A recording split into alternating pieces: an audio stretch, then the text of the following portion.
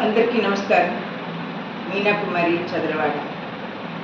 నా స్టూడెంట్స్కి కర్మయోగం గురించి భగవద్గీతలో వివరించాను. వాళ్ళకి చెప్తున్నప్పుడు నాకు ఒక ఆలోచన వచ్చింది. కొన్ని ముఖ్యమైన సంగతులు ఒక చిన్న వీడియో తీద్దామని అనిపించింది. దానిలో నాకైతే నచ్చాయి, అవి మీకు కూడా నచ్చుతుందని ఆశిస్తున్నాను. కర్మ అంటే పని. జన్మించినప్పటి నుంచి మరణించే వరకు మనం పనులు చేస్తూనే ఉంటాం. అయితే మనం చేసే కర్మల నుండి మనకు జన్మ వస్తుంది. పనులు ఎలా ఉండాలి?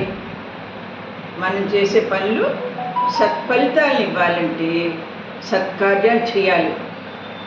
పూర్వజన్మలో చేసిన కర్మల ప్రభావం వల్ల మనకి జన్మలు వస్తాయి. ఒక జన్మ మనిషి జన్మ వచ్చిందంటే ఎంతో పుణ్యం చేసుకున్నట్టు అన్నమాట. తిరిగి మళ్ళీ మనకు మానవ జన్మ వస్తుందని చెప్పలేము. పాపాలు ఎక్కువగా చేసి ఒక పంది జన్మ వచ్చింది అనుకుందాం. అది బురదలో మురికి ప్రదేశాల్లో నివసిస్తూ అక్కడ ఉన్న అమేధ్యాన్ని, ఆ వ్యర్థాలని ఆనందంగా తింటుంది. అంటే ఏంటి, దానికి ఇంకా అదే సంతోషంగా ఉంటుందన్నమాట. అలాంటి జన్మలు రాకుండా ఉండాలి అంటే సత్కార్యాలు చేయాలి. ఒక జంతువుగా జన్మిస్తే ఏముంది? లేవడం, వేటాడటం, తినడం, మళ్ళీ పడుకోవడం. మరి మనిషికైతే వారి యొక్క సొంత అనుభవాలు ఉంటాయి. కర్మలు చేస్తే మరో జన్మలో ఎలాంటి ఫలితాలు రావాలి? సుఖ సంతోషాలతో వారి సొంతం అయ్యేలాగా ఉండాలంటే సత్కార్యాలు చేయాలి. ఈ జన్మలో మనం ఇతరులకు సహాయం చేయాలి, దైవ కార్యాలు చేస్తూ ఉండాలి. గత జన్మ నుంచి తెచ్చుకున్న కర్మలను సంచిత కర్మలు అంటారు. కొన్ని ప్రారంభ కర్మలు ఉంటాయి. ఆ ప్రారంభ కర్మలు వచ్చినట్లయితే ఆ మనిషి అనారోగ్య రూపంగా నివసిస్తాడు. అంటే అవి తప్పక అనుభవించాల్సింది.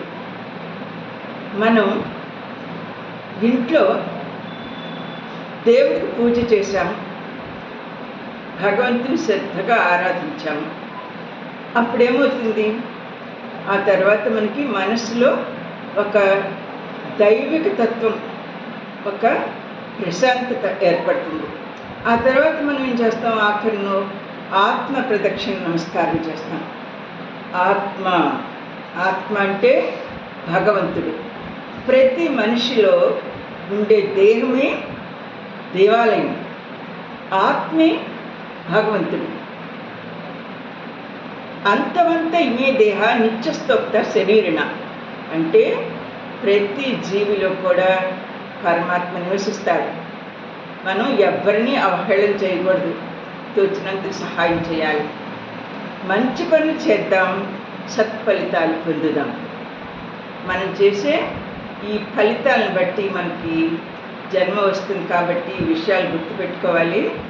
అందరూ దైవ కార్యాలు చేద్దాము, దైవ కార్యాలతో పాటు సేవా తత్పరతో ఉందాము. కొన్ని తెలియక చేసే పాపాలని ఈ జన్మలోనే మనం వాటిని ప్రక్షాళన చేసుకోవచ్చు. ఏ విధంగా? దాన ధర్మాలు చేయటం వల్ల. అప్పుడు మనం బంధ విముక్తులం అవుతాం అన్నమాట.